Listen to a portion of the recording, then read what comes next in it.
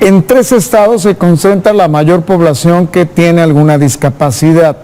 Hoy en el Día Internacional de la Discapacidad, en México hay tres entidades: Zacatecas, Tabasco y Durango. Estas tres entidades concentran un número importante de personas que han sufrido, tienen una discapacidad, y se concentran en grandes grupos poblacionales como de los 60 hacia arriba, de los 60 años hacia arriba, la gente de la tercera edad que llega a esta etapa con alguna disfunción, alguna discapacidad, sobre todo motriz o en algunos de otros casos mental, algún trastorno, en fin, este tipo de discapacidades que prácticamente a la población que la sufre, pues la tiene en un estado de no productividad y en ocasiones hasta de no convivencia con la familia.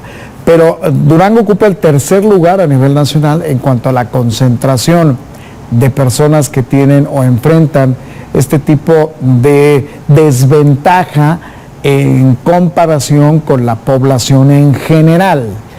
En Durango se han hecho cosas importantes. Hoy, por ejemplo, hubo un evento que encabezó la señora Marisol Rosso Rivera, presidenta del Desarrollo Integral de la Familia, donde se da por un hecho el apoyo que debe existir gubernamental con este sector de la población que lamentablemente pues enfrenta de esta forma la vida, porque es importante recalcar cómo lo vemos con el boceador, con el compita, por ejemplo, que tiene muchos años vendiendo el periódico y que tiene problemas en sus extremidades inferiores y que lo hace para sobrevivir, porque prácticamente no tiene otra manera de sobrevivir, de alimentarse él y su familia. Y es una historia de éxito, es una historia de muchos años.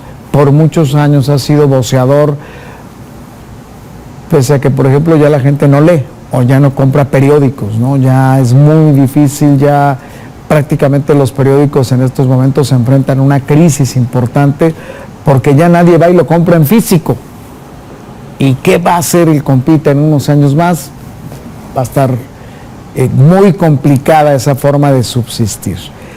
Hemos visto en la calle, sobre todo la gente que vive de la dádiva en los cruceros, la gente que está en una situación también no solo de discapacidad, sino de pobreza extrema, porque aunado a esto, aunado a la discapacidad, está la pobreza que todavía existe en este país.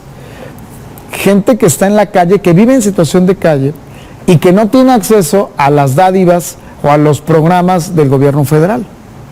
Hay gente que no tiene acceso al 65 y más, a este tipo de beneficios donde te inscribes en un padrón, ahí en la delegación más corrupta que existe en el país, que es Bienestar, y en donde puedes tener un acceso a este tipo de programas. No, la gente que vive en la calle no tiene acceso a este tipo de programas, o al menos no está censada, o al menos los servidores de la nación no buscan censar a este tipo de personas que están en situación de calle y que viven en extrema pobreza.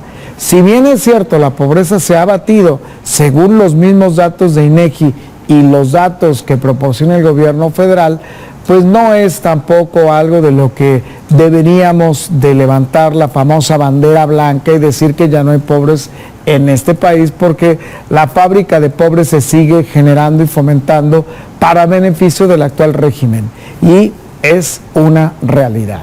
Entonces, la pobreza y la discapacidad van de la mano en muchas ocasiones. Hoy en este evento en el que acudió la señora Marisol Rosso, nos dimos cuenta de los apoyos que se tienen que brindar a las personas que viven en situación de calle y que además presentan una discapacidad que las hace pues más vulnerables y que las pone en una situación mucho mayor, complicada y con una dificultad para poder sobrevivir.